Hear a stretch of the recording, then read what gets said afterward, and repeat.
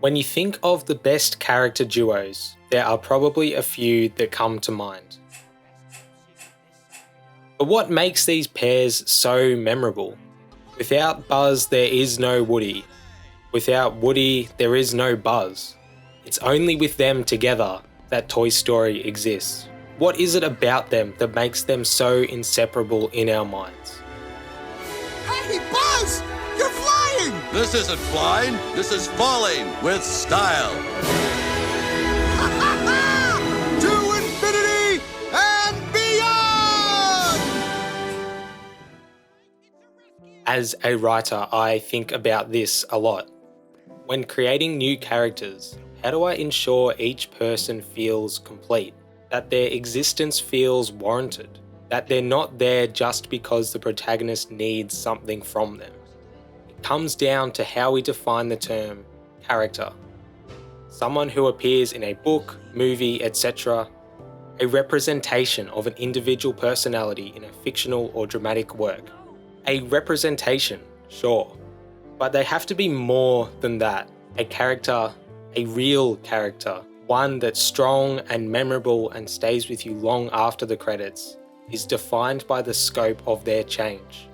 If they don't change, if they're the exact same from the first scene to the final scene, then they remain just that, a representation. But the characters we love most are the ones whose journeys we're rooted to, whose moments of hope and optimism are contextualized by their suffering. When it comes to mapping change, we need two things. A character's story must begin with them wanting something. For example, Woody wants to be Andy's favourite toy. This is the story's baseline. Woody's journey begins as he attempts to fulfill that desire. Tension and conflict come when things keep him from that want, like Buzz replacing him. And it's important that, as your character pursues their wants, things go wrong.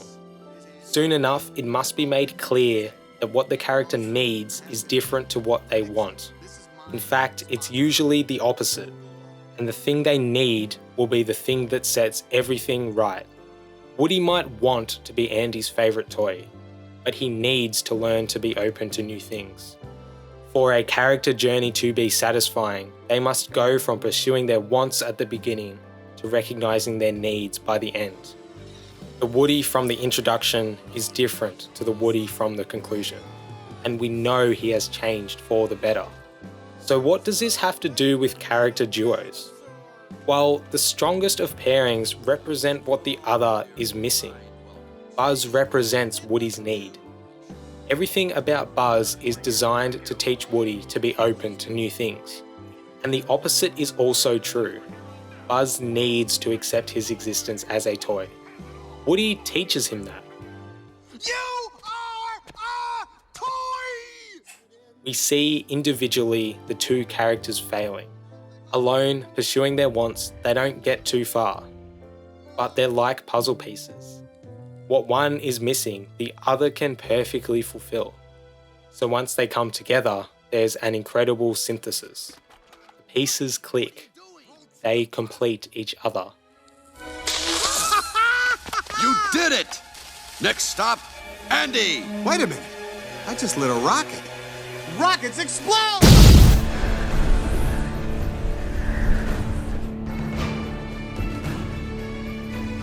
Okay there, bud. We're gonna take this nice and slow. Here we go. Oh, here we go. Position. One of my favourite scenes in cinema is the test drive scene from How to Train Your Dragon. And the reason is because of everything I've just described. In the movie, this moment is exhilarating.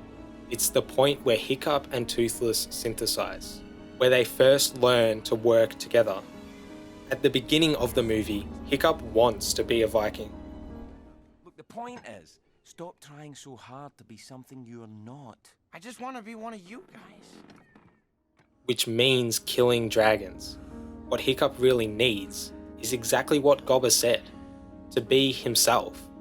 Conversely, Toothless wants to escape his prison. What he needs is companionship. And when creating a duo, it's powerful when one character's wants contradict the others. This is to show that pursuing their respective wants is the wrong path to take. If Hiccup gets what he wants and becomes a Viking, that would mean killing Toothless. If Toothless gets what he wants and escapes, that would mean Hiccup fails his dragon training. But the reason the test drive scene is so powerful is because it's the moment where both Hiccup and Toothless recognize their needs and commit to this entirely new, entirely courageous path. And we literally see this transition in real time. The scene begins with Hiccup in control, using his drawings to navigate, which don't work. Hiccup's final act of pursuing his wants leads to him falling off Toothless. Then we see Toothless catch him. Now Toothless is in control. The problem is, they're not so much flying as Falling with style. individually. Toothless being in control doesn't work either because of his missing tail fin. And then Hiccup throws away his instructions. Toothless allows Hiccup to guide him, and together they fly. The music reaches its crescendo. We see their success. Not only do the visuals do this, but the music as well. Check out this video for an awesome score analysis of this scene. Alone, their stories are missing something. They feel incomplete. That's why their coming together is so satisfying, because on a story level, we're watching as their pieces fit together. And quite literally too, we are shown Hiccup and Toothless's synthesis, with Toothless's tail fin and Hiccup's prosthetic leg. Individually, they are interesting characters, but together, they're so much greater. I was so busy fighting for a world that I wanted. I didn't think about what you needed. So the bond between the two characters feels inseparable. But this can create a problem. While the literary duo can be an incredibly engaging force in a story, it's important their bond doesn't become their sole purpose. They may be greater together, and that's a fantastic ending to a character arc, just as it is in the first Toy Story and the first How to Train Your Dragon. But they still have to be individuals. As characters, they still have to operate alone. Otherwise, they begin to lose their depth, their dimensionality.